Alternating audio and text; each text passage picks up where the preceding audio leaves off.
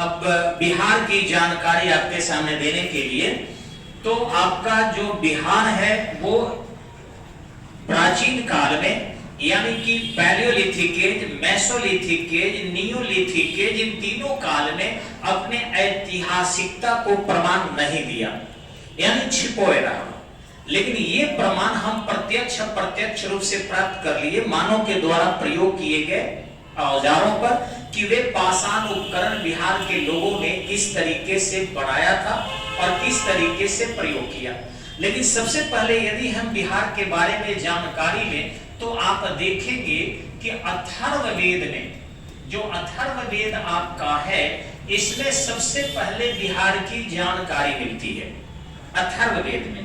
और अथर्ववेद में इसे अच्छे शब्द के रूप में प्रयोग नहीं किया गया है।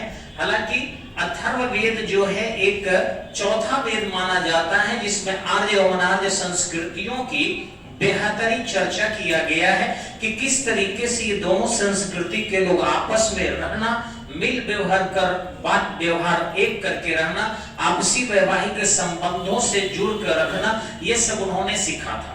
जैसा कि आप जानते हैं, जैसे जादू मंत्र, टोना टोटका, तावीज, ये सब अनार्य संस्कृतियां हैं और आर्यों में मंत्रों के उच्चारण पर विशेष महत्व दिए गए हैं। तो इन दोनों संस्कृति के लोग जब बिहार के मैदानी इलाकों में आया तो एक दूसरे से जुड़ते चले गए। अब ये मैं इसलिए दिखाया जा रहा है आपको कि आपके बिहार, जो आज बिहार को लोग उतना महत्व नहीं दे रहा है, वही बिहार आपके ज्ञान का केंद्र माना जाता था। और सबसे पहले तर्कशास्त्र की पुस्तक जो न्याय दर्शन के रूप में गौतम ऋषि ने लिखा था, वह पुस्तक थी जिसको रीजनिंग की पहली किताब भी माना जाता है। ये छपरा के रहने वाले थे। इसी ढंग से आपको यहाँ पर उन दर्शन शास्त्र के अलावा बिहार में साम्राज्यवादी प्रवृत्तियों का विकास भी हुआ था। और बिहार में सबसे पहले बिहार में बृहद्रथ वंश की नींव पड़ी थी। ये बृहद्रथ वंश की सत्ता, अगर हम बिहार में आते हैं तो आप देखेंगे यहाँ के आसपास, यानी कि जो मगध क्षेत्र है, ये देख रहे हैं मगध क्षेत्र, यहाँ पर जो है बृहद्रथ वंश की नींव डाली गई थी। लेकिन यह बृहद्रथ वंश यहीं तक सीमित नहीं था। इसका एक प्रसिद्ध शासक हुआ जिसका नाम जरासंध था। बृहद्रथ वंश का प्रसिद्ध शासक जरासंध था और जरासंध के जीजा लगते थे कंस, और कंस की हत्या कृष्ण के माध्यम से हुई थी अथवा कृष्ण ने ही कराई थी। वो मामा थे कृष्ण के, अतः कृष्ण से बदला लेने के लिए जरासंध ने लगातार कृष्ण पर धावा बोलते रहा। और वैसी स्थिति में यहाँ देखेंगे कि जो ये बिहार का क्षेत्र है, जो आपने यहाँ हम देख रहे हैं, यहाँ से ये मथुरा तक, यहाँ तक जो है आक्रमण करने के लिए चला आ रहा था। इस चीज से निपटने में कृष्ण अपने आप को असहज महसूस करते थे और फिर उन्होंने एक निर्णय लिया कि क्यों नहीं हम जरासंध को सीधे तौर पर न सही भीम के माध्यम से, जो अर्जुन के भाई थे, उसके माध्यम से उसकी हत्या करवा दें। लेकिन पूर्वी क्षेत्र के जो लोग थे मगधा, वे लोग बार बार आक्रमण करते थे। अतः कृष्ण सीधे से निकल के और फिर इस क्षेत्र में, यानी कि द्वारिका क्षेत्र में पहुंच गए, जो अरब सागर के किनारे था। यहाँ पहुंचने के बाद ये कृष्ण का ये पूरा का पूरा एरिया जो था उनके सहयोगी के रूप में हो गया, अर्थात सहयोग करने लगा। इस तरीके से जरासंध यहाँ भी आया, लेकिन समुद्री द्वीप में आक्रमण उसके द्वारा नहीं किया जा सका। उसके बाद बिहार में जिस वंश का विकास होता है वह था हर्यक वंश। हर्यक वंश जो है ये बिंबिसार, आप ध्यान रखेंगे बिंदुसार और बिंबिसार में अंतर है। चंद्रगुप्त मौर्य का बेटा बिंदुसार था और बिंबिसार जो था ये हर्यक का पुत्र था। अपने पिता के नाम पर हर्यक वंश की नींव डाला था। तो उसने हर्यक वंश की नींव डाला और इस प्रकार बिंबिसार सबसे पहले आक्रमण चंपा पर किया। तो यहाँ देखेंगे हम बिहार में कि अगर ये बिहार है आपका देख रहे हैं, आज का बिहार इतना छोटा है, लेकिन ये बिहार जो झारखंड के रूप में बट गया, यहाँ पर आपकी चंपा नगरी थी और यहाँ पर आपका जो था मगध था। इस मगध से आक्रमण करके बिंबिसार और चंपा को यानी अंग महाजन पद को मिला लिया। जब इसे मिला लिया तो विस्तार हुआ। इसके बाद बिंबिसार का पुत्र हुआ जिसका नाम था अजातशत्रु। अजातशत्रु ने यहाँ लिच्छवी गणराज्य पर आक्रमण करके इसे अपने में मिला लिया और इस प्रकार ये जो देख रहे हैं आपका हर एक सत्ता लगभग इतने दूरी तक फैल गई, यानी वर्तमान बिहार के बहुत सारे क्षेत्र उसके नियंत्रण में चले गए। लेकिन उसकी कोशिश जो अवंती में हो रही थी, जो मध्य प्रदेश में पड़ेगा, यानी कि अवंती आपका यहाँ था उज्जैन के पास। यहाँ देखेंगे यहाँ था क्षिप्रा नदी के किनारे उज्जैन है आपका, और अवंती के शासक थे चंद्रप्रद्योत। इस चंद्रप्रद्योत जो थे वो भी शक्तिशाली थे, क्योंकि मगध के शक्ति का जो केंद्र था वही आपके अवंती के शक्ति का केंद्र था। मगध के शक्ति का केंद्र सबसे मजबूती का कारण था लौहास्त्र यानी लोहे का अस्त्र शस्त्र। तो आपको पता होना चाहिए कि ये जो आपका बिहार टूट रहा है, यहाँ पर जो सिंहभूम है, इन सभी क्षेत्रों में लोहे की खोज हो चुकी थी और इन लोहे से ये मगध जो है लाभ उठा रहा था। दूसरा कि झारखंड जो एरिया है आपका, आप इस मैप में झारखंड नहीं है, यहाँ आ जाते हैं समझने के लिए। ये बिहार के नीचे जो देख रहे हैं आपका झारखंड, इसमें है आपका झारखंड, ये देख रहे हैं इन क्षेत्र से, या फिर इसके नीचे आपका यहाँ पर उड़ीसा क्षेत्र है जिसको ओडिशा कहा जा रहा है। इन क्षेत्र से भी जंगल से हाथी बजाकर लोग ले जाने लगे और ये जंगल से जो हाथी थे तो हस्ती सेना बहुत मजबूत सेना होती थी और लोहा के अस्त्र शस्त्र बहुत ही धारदार होते थे। तो इन लोहा के अस्त्र शस्त्र से और हस्ती सेना से मगध अत्यधिक मजबूत था। अब जब मगध मजबूत था तो अन्य उसके सामने टिक नहीं सकते थे। ठीक इसी ढंग से आपका ये अवंती भी आपको मध्य प्रदेश और छत्तीसगढ़ के जंगल से हाथी बजा लेता था और साथ ही साथ बैला डीला से यह लोहास्त्र लेकर और फिर एक से एक लोहा लेकर एक से एक अस्त्र शस्त्र बनाकर और दुश्मनों पर धारदार हथियार से और हाथी से हमला कर देता था, यानी यह भी मजबूत था। अब इसे पराजित करने के लिए एक मजबूत और भारी भरकम सेना की आवश्यकता थी। जब आप देखेंगे कि हर्यक वंश की सत्ता समाप्त हो गई तो यहाँ पर एक नए वंश की स्थापना हुई जो लेकर हाजीपुर चला या राजधानी, और ये था आपका शिशुनाग वंश। शिशुनाग वंश। अब शिशुनाग वंश में यदि हम देखें तो इस तरीके से आपका पूरा का पूरा जो शिशुनाग वंश है, हम कि ये जो शिशुनाग वंश बना हुआ था पूरा का पूरा यहाँ पर, यहाँ के आसपास, ये वंश जो था ये हाजीपुर के पास एक विशाल सेना का गठन किया और ये विशाल सेना लेकर और तब हमला कर देता है।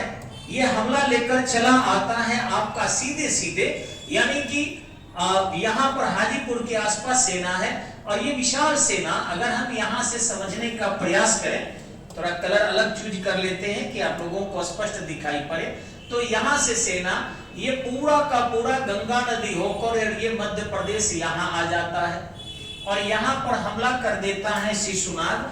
हर्यक वंश जो पिछले 100 वर्षों में नहीं कर सका था, वह आपको शिशुनाग मात्र 6 महीने में पूरा कर देता है और अवंती को भी पूरा मिला लेता है।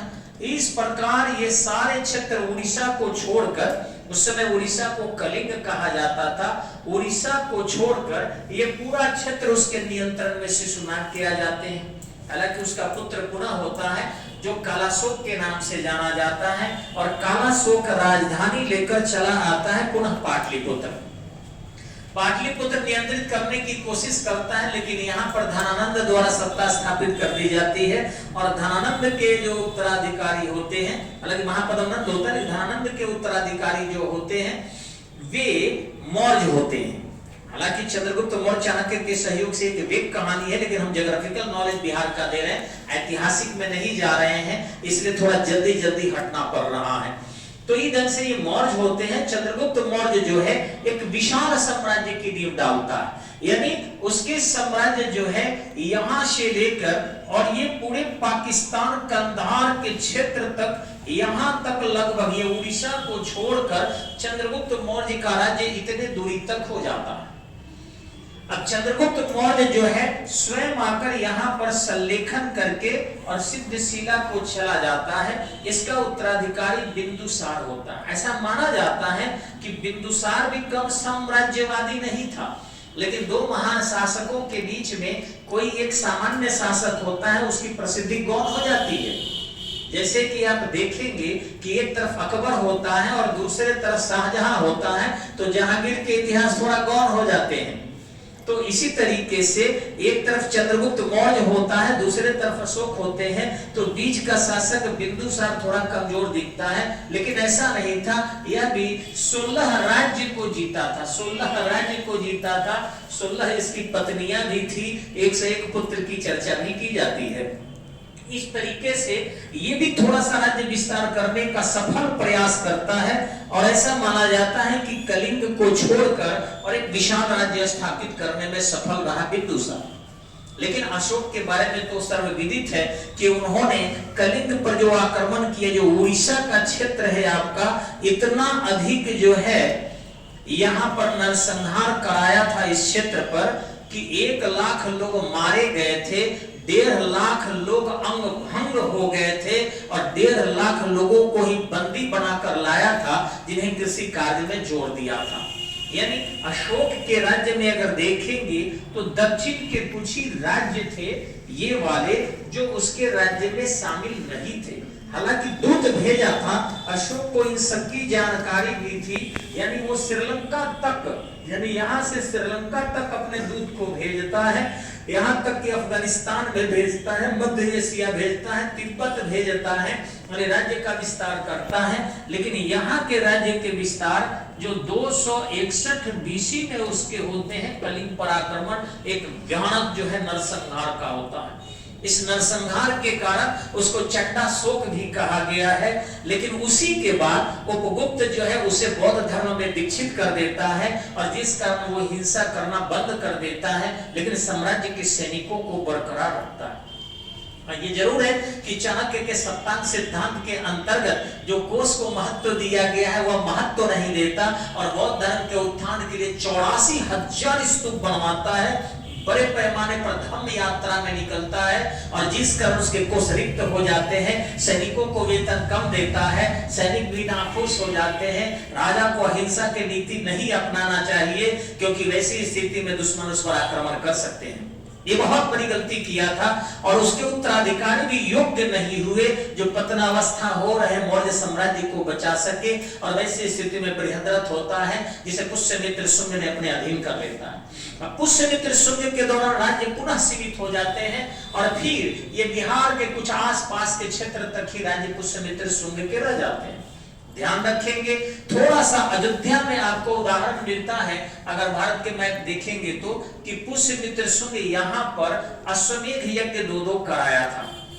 लेकिन इसके बाद जो सत्ता आती है आपके वासुदेव कण्व के द्वारा कण्व वंश की ओर कमजोर हो जाता है और फिर ये दक्षिण भारत से, यहाँ से महाराष्ट्र के पैठान से आक्रमण करते हैं अन्य शासक और यहाँ से जाकर महाराष्ट्र के पैठान से जाकर और फिर यहाँ पर हरा देते हैं आपको सुशर्मन को और उत्तर भारत में कोई सत्ता नहीं रहती है। और जब उत्तर भारत में कोई सत्ता नहीं रहती है तो वैसी स्थिति में सत्ता विहीन राज्य जो है थोड़ा कमजोर पड़ जाता है। लेकिन फिर गुप्तों की सत्ता आती है, गुप्त काफी बिहार का विस्तार करते हैं। अभी जो वर्तमान में आप बिहार देख रहे हैं, जब भारत आजाद हुआ था तो यहाँ पर पूरे भारत में जो राज्य थे वो 4 प्रकार के राज्य थे। लेकिन इस 4 प्रकार के राज्यों में फजल अली की अध्यक्षता में एक राज्य पुनर्गठन आयोग का गठन किया गया था जिसमें फजल अली अध्यक्ष थे, के.एम. पनिक्कर और हृदयनाथ कुंजरू 2 उसके मेंबर थे। ये 3 सदस्यीय समिति थी। उसने विचार दिया कि भाषा के आधार पर यह आखिरी राज्य का निर्माण हो रहा है, इसके बाद भाषा के आधार पर किसी राज्य का निर्माण नहीं होगा। अन्य प्रशासनिक कारण से हो सकते हैं, भौगोलिक कारण से हो सकते हैं, आर्थिक कारण से हो सकते हैं। तो उन्होंने दो प्रकार के राज्य का अनुमति दिया था, और एक राज्य और दूसरा आपके केंद्र शासित प्रदेश, जिसमें बिहार जो था इस 4 प्रकार के राज्य में एक प्रकार के राज्य के अंतर्गत आता था। और बिहार की पोजीशन 1949 में आपका ध्यान रखेंगे पूरे इंडिया में चौथा था। डेवलपमेंट ऑफ इंडियन स्टेट में आप रिपोर्ट देखेंगे तो चौथा पोजीशन था, लेकिन 1956 में जब फजल अली की रिपोर्ट आई उस समय बिहार का पोजीशन 11वां पहुंच चुका था। इतना जल्दी अगर बिहार का पोजीशन 11वां विकास के आधार पर पहुंच जाए, आप अंदाजा लगा सकते हैं कि बिहार के साथ कितना बाइकआउट किया गया। हमने संविधान के प्रथम अध्यक्ष भी दिए थे डॉक्टर राजेंद्र प्रसाद को, हमने संविधान के अस्थायी अध्यक्ष दिया था सच्चिदानंद सिन्हा को, भारत के राष्ट्रपति भी हमने दिया। स्वतंत्रता के आंदोलन में बिहार के वीर कुंवर सिंह से लेकर और पीर अली तक एक से एक योग्यता का परिचय दिए। इसके बावजूद भी बिहार को क्यों पिछड़ा राज्य रहने दिया, केंद्र ने भी समझा जा सकता है। आज आश्चर्य करेंगे कि बिहार का रिपोर्ट सबसे पीछे यानी कि 28वें स्थान पर है। अगर आप केंद्र शासित प्रदेश 8 इसमें जोड़ लेते हैं तो बिहार का पोजीशन 36वां हो जाता है। आप समझिए कि बिहार के साथ कितना नाइंसाफी है। जो हमारे देश में पहला एक महात्मा बुद्ध को जैसे व्यक्ति को ज्ञान दिया, महावीर जैसे व्यक्ति को उतना ज्ञान दिया, और फिर आगे बढ़े। आजीवक पंथ के जो है मोखली पुत्र गोसाल आगे बढ़े थे, ठीक इसी ढंग से संजय वरिष्ठ के पुत्र हुए, आर्यभट्ट बिहार के हुए, ठीक इसी ढंग से नागार्जुन जो थे वो भी बिहार के हुए। एक से एक विद्वान हमने दिया था, यहाँ तक कि यहाँ पर आपके महापद्मनंद जैसे शासक हुए। यहाँ पर जो है बड़े पैमाने पर स्थापत्य कला का विकास हुआ, यक्ष यक्षिणी की मूर्तियां बनी यहाँ पर। यहाँ पटना कोलम शैली का विकास हुआ। आपके संस्कृत भाषा के बाद दूसरी प्राचीनतम भाषा जो उत्तर भारत के लिए थी पाली प्राकृत भाषा का विकास हुआ। उस भाषा को भी महत्वहीन किया जा रहा है। निश्चित रूप से हमारे बिहार के लोगों को इंडस्ट्रियलाइजेशन नहीं किया जा रहा है, लेकिन अब वो दूर नहीं जब बिहार का सबसे बड़ा 44% गोल्ड ओर जो है आपके बिहार के करमटिया से मिला है, जिससे ये साबित हो रहा है कि बिहार को कब तक उपेक्षित करोगे। प्रकृति इसके साथ है और प्रकृति इसके साथ रहेगी। ध्यान रखेंगे, इसके साथ तो इतने षड्यंत्र हुए कि कुछ जिले काट कर इस पास के आसपास के उत्तर प्रदेश ले लिया, कुछ पुरुलिया वगैरह इलाका इस क्षेत्र के जो है पश्चिम बंगाल को दे दिया गया, और इतना तो दूर जो ज्यादा खनिज संसाधन से उपयुक्त क्षेत्र था ये एरिया पूरा का पूरा क्या किया गया, झारखंड को दे दिया गया 15 नवंबर 2000 को। अब वर्तमान जो बिहार आपका है, आप देख रहे हैं इस मैप पर आपको ये है। अब इसमें देखेंगे कि अगर सबसे हम देखें ये लंबाई अगर बिहार की यहां से यहां तक और यहां से यहां तक, तो ये होता है आपके 483 किलोमीटर हो जाता है। ठीक इसी ढंग से उत्तर से यदि देखें तो आपका 3, 4, 5 किलोमीटर हो जाता है। आपको ये पता होगा कि बिहार का सबसे बड़ा जिला जो क्षेत्रफल में है वो पश्चिमी चंपारण है। ठीक इसी ढंग से यहाँ पर बिहार का सबसे छोटा जिला अगर क्षेत्रफल पर देखें तो शेखपुरा हो जाता है। जनसंख्या के आधार पर अगर देखें तो सबसे बड़ा जिला आपका पटना हो जाता है। यदि जनसंख्या में सबसे छोटा देखें तो आपका सबसे छोटा जिला शिवहर हो जाता है, जो जनसंख्या के आधार पर सबसे छोटा जिला है। अगर आप जेंडर रेशियो के आधार पर देखें तो जो गोपालगंज जिला है यहाँ जेंडर रेशियो जाते हैं। हालांकि जेंडर रेशियो ये नहीं है कि लड़कियों का जन्म ज्यादा हो रहा है या वहां पर लड़कियों का ज्यादा देख रेख है, बल्कि ये कारण है कि वहां के पुरुष मैक्सिमम अरबियन कंट्री में या बाहर जाके मजबूरी में कमा रहे हैं, तो सेंसस रिपोर्ट में यानी जनसंख्या रिपोर्ट में उनकी रिपोर्टें कम आ रही है। बर्थ रेट फीमेल का ज्यादा नहीं है गोपालगंज में, इसलिए नहीं कि जेंडर रेशियो बढ़ गया है, बल्कि वहां के जो मैन है रोजगार की अनुपलब्धता की स्थिति में वो बिहार से गोपालगंज से बाहर जाके काम कर रहे हैं या बिहार से बाहर जाके काम कर रहे हैं, अथवा वो भारत से भी बाहर जाके अरबियन कंट्री में काम कर रहे हैं। इस कारण जो है महिला वहां जेंडर रेशियो ज्यादा है। इतना ही नहीं, आप देखेंगे रोहतास जो है आपका सबसे ज्यादा पढ़ा लिखा जिला के रूप में हो गया है। इसलिए नहीं हुआ है बल्कि ये उत्तर प्रदेश मध्य प्रदेश से सटा हुआ छत्तीसगढ़ से जिला है और उसका प्रभाव थोड़ा सा पड़ा है रोहतास में, इसलिए वहां शिक्षा का स्तर ज्यादा है। अन्यथा पटना राजधानी है, पटना में भी प्रभाव पड़ता। वहां के लोग आसानी से दूसरे राज्य में माइग्रेट कर रहे हैं। हमारी सरकार को सोचना चाहिए कि अपने राज्य के डेवलपमेंट को किस तरीके से किया जा सकता है। लॉ एंड ऑर्डर भी यहाँ अभी दुरुस्त नहीं, बड़े पैमाने पर रोक लगाए जा रहे हैं। आगे देखेंगे हम बिहार का क्षेत्रफल, आपको पिछली कक्षा में बताए थे, हम देखे होंगे कि 94,163 वर्ग किलोमीटर है। अगर बिहार का हम अक्षांशीय विस्तार देखते हैं तो 24-20-10 यानी कि ये 24 डिग्री 20 मिनट 10 सेकेंड उत्तरी अक्षांश से लेकर शुरू हो, यानी अगर यहाँ से यहाँ तक हम बांटते हैं बिहार के बारे में तो पूरा का पूरा जो ये एरिया है यहाँ पर 24 डिग्री 20 मिनट 10 सेकेंड से लेकर ये 10 सेकेंड है। थोड़ा सा इसको इरेज कर देते हैं हम हल्का सा। हाँ, ये एरिया जो है आपका ये 10 सेकेंड हो जाता है। तो 24 20 10 से लेकर आपका और फिर हो जाता है यहाँ तक देखेंगे तो 27 31 15 27 डिग्री 31 मिनट 15 सेकेंड तक। अगर इसका हम देशांतरीय विस्तार देखें यहाँ से यहाँ तक तो ये हो जाता है आपको 83 19 50 83 डिग्री 19 मिनट 50 सेकेंड से लेकर और ये हो जाता है 87 31 15 तक 87, ठीक है। तो 83 19 50 88 17 40 होगा, सॉरी। तो ये हो जाता है आपको 88 17 40। इसको मिटा दे एक बार थोड़ा सा, ये भी मिटा दे और फिर आपका ये हो जाता है 88 डिग्री 17 मिनट और 40 सेकेंड। ये हम लोग रखते हैं कि इसमें हम 5 जोड़ देते हैं, इसमें 2 घटा देते हैं, इसमें 10 घटा देते हैं, तो गलत नहीं होता है। मुझसे भी देखिए हड़बड़ी में बोला गया, लेकिन आपको 88 डिग्री 17 मिनट 40 सेकेंड उत्तरी अक्षांश के बीच है, यानी आपका 24 20 10 से 27 31 15 और ये देखिए आपका 83 19 50 से 88 17 40 के बीच भारत है, माने बिहार है। और अपना बिहार अभी क्षेत्रफल की दृष्टि से 13वां बड़ा राज्य था, 13वां था, लेकिन 5वां जो JNK थे इसके हट जाने से इसका पोजीशन क्या हो गया, बढ़वा हो गया। धन्यवाद। अगला हम क्लास देखेंगे अगले वीडियो में। नमस्कार।